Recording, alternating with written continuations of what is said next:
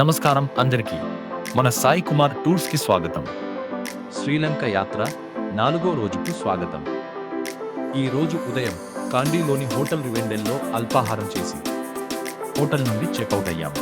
అనంతరం ప్రకృతి అందాలకు ప్రసిద్ధి చెందిన నువర ఎలియా వైపు మా ప్రయాణాన్ని ప్రారంభించాము.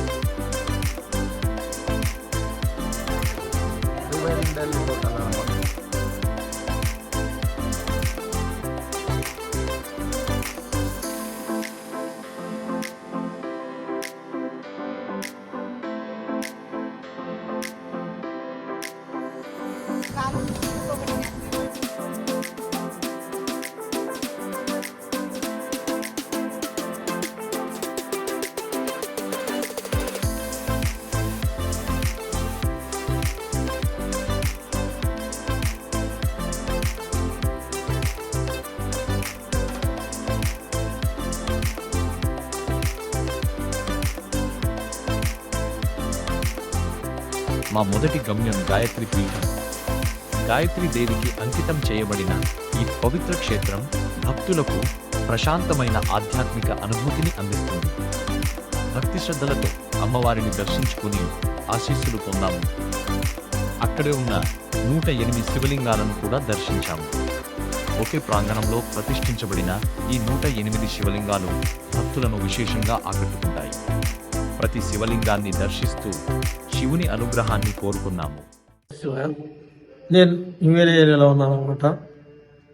నేను ఇప్పుడు ఇక్కడ గాయత్రి పీఠం అనమాట.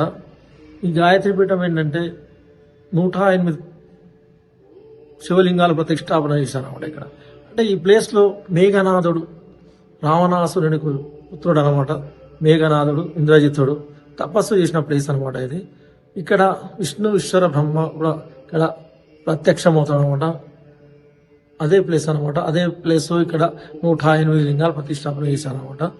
ఇంకా ఈ లింగాల ప్రత్యేకత ఏంటంటే చెమట వస్తుంది చూడండి ఈ లింగాలకి. ఇంకొకటి ప్రతి సంవత్సరం కొద్ది పెరుగుతుంది అనమాట. ఇంకొకటి ఇక్కడ గాయత్రి పీఠం శ్రీలంకలో ఒక్కటే ఉందన్నమాట. అదే గాయత్రి పీఠం.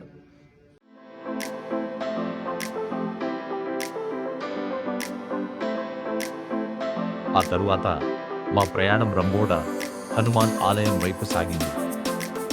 ఎత్తైన కొండలు, ప్రకృతి అందాల మధ్య వెలసిన ఈ ఆలయం శ్రీలంకలోని ప్రసిద్ధ హనుమాన్ దేవాలయాలలో ఒకటి.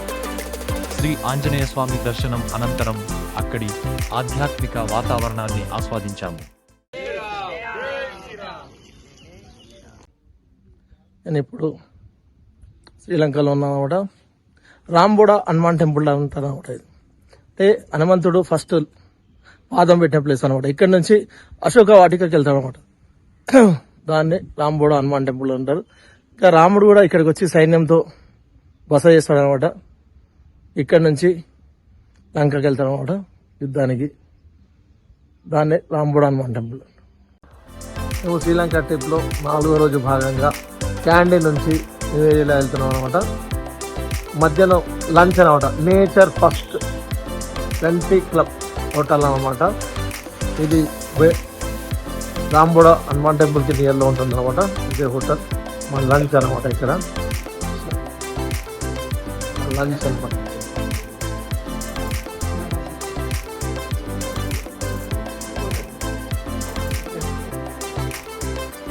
ఇవి లంచ్ ఐటమ్స్ అనమాట. White rice, lemon rice, brown rice, parotta, sambar, ఆలు పుదీనా.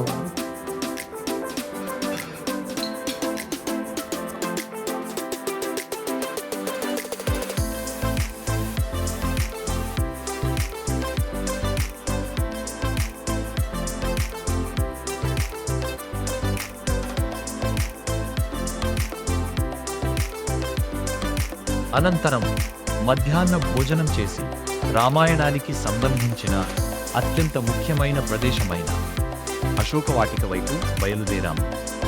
రామాయణంలో సీతాదేవిని రావణుడు నిర్బంధించిన ప్రదేశంగా అశోకవాటికకు ప్రత్యేక స్థానం ఉంది. పచ్చని కొండలు, టీ తోటల మధ్య ఉన్న ఈ ప్రాంతం ప్రతి యాత్రికుడిని ఆకట్టుకుంటుంది. అక్కడే ఉన్న హనుమాన్ పాదాన్ని కూడా సందర్శించాము. శ్రీ హనుమంతుడు లంకలో అడుగుపెట్టినప్పుడు ఏర్పడిన పవిత్ర పాదముద్రలుగా వీటిని భక్తులు విశ్వసిస్తారు. ఈ ప్రదేశం రామాయణానికి ప్రత్యక్ష సాక్ష్యంగా భావించబడుతుంది.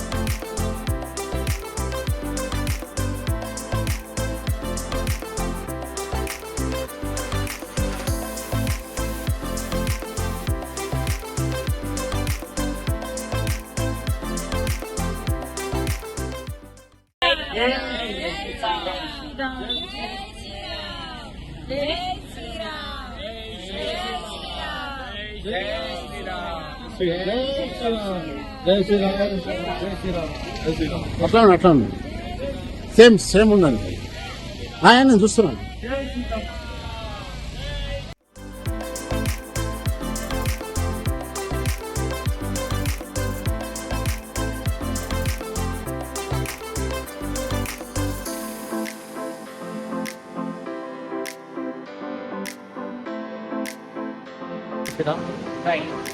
అశోకవనం అన్నమాట ఇది.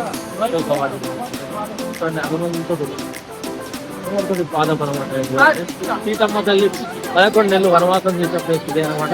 చూడండి, 11 నెలలు వనవాసం చేసిన సీతమ్మ తల్లి ఇదే నదులు స్నానం చేసేది అనమాట. ఇదే అనమాట అశోకవాటిక. అశోకవనం అనమాట. జై శ్రీరామ్, జై శ్రీరామ్, జై శ్రీరామ్.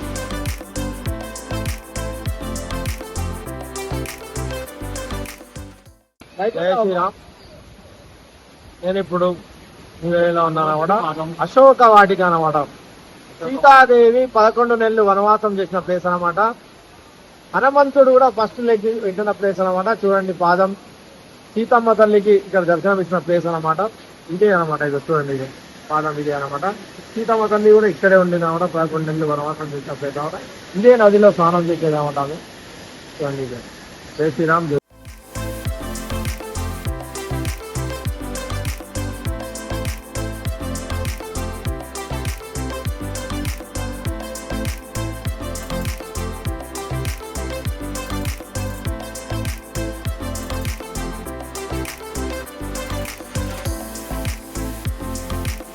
రోజంతా పవిత్రమైన రామాయణానికి సంబంధించిన ప్రదేశాలను సందర్శించిన అనంతరం సాయంత్రానికి నువర్ ఎలియాలోని హోటల్ సస్బర్గ్ చేరుకున్నాం. హోటల్లో చెక్ఇన్ చేసి రుచికరమైన భోజనం చేసి మరుసటి రోజు యాత్ర కోసం విశ్రాంతి తీసుకున్నాం.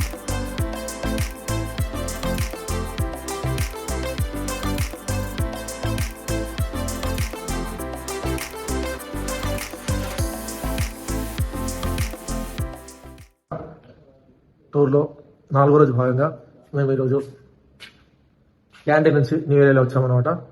ఇది మా హోటల్ అనమాట. హోటల్ నేమ్ వచ్చేసి సల్వెట్ హోటల్ అనమాట. ఇది రిసెప్షన్. Hotel lounge. ఇలా శ్రీలంక యాత్ర 4వ రోజు ఎంతో ఆనందంగా పూర్తయింది.